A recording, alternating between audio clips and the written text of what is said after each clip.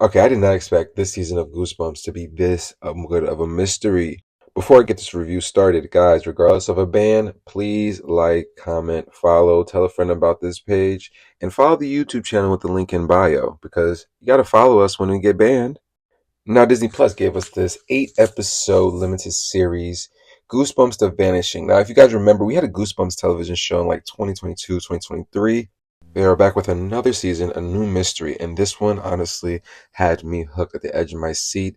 It is a story with teens, two twins, and a bunch of other friends that kind of get stuck into this whole mystery of weird things occurring. I'm talking the weirdest of the weirdest.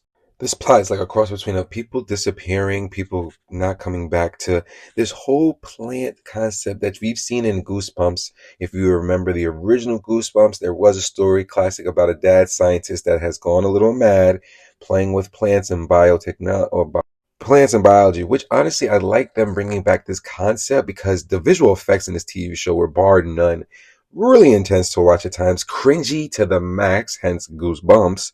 When if I remember correctly, it wasn't totally like this. They definitely add their own sauce into some of the things in this story, which is definitely fun. There are certain points I feel the writing for me doesn't hit all the way, but this young man here is definitely a star of the show. He gets kind of tangled into this journey. Instead of the dad, like the original Goosebumps, a kid becomes a basic plant monster.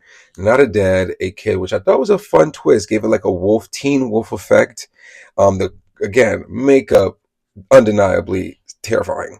It's kind of crazy that they turned this character into the plant monster because he kind of was kind of a douche throughout the story and wasn't the nicest boyfriend, and then gets turned into this dark, gruesome experience. They have a way of making this child's story kind of very serious at times, uncomfortably serious, if I might say.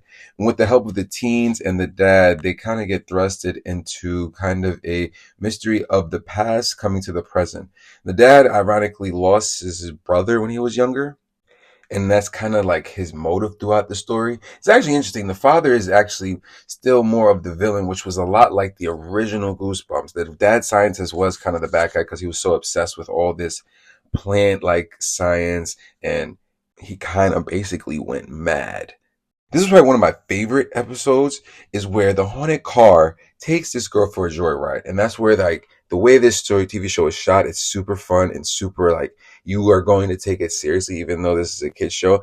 And I feel like the reason I'm still even watching it is the aspect of not knowing what is next and what's going to turn at any moment. For the people that have watched this series and seen everything, please let me know your thoughts in the comments of what this goo is. That is probably my biggest question in watching the series, and one of the biggest challenges of watching this Goosebumps story is definitely understanding certain plot lines and separating between, because this whole goo thing is explainable, I feel, at times, and not explainable. But nonetheless, I can't deny I'm super curious to see how this show's story ends. Please let me know in the comments if you're going to tap into this series. Is this your type of thriller, horror? And did you enjoy Goosebumps growing up? What was your favorite Goosebumps story back in the day?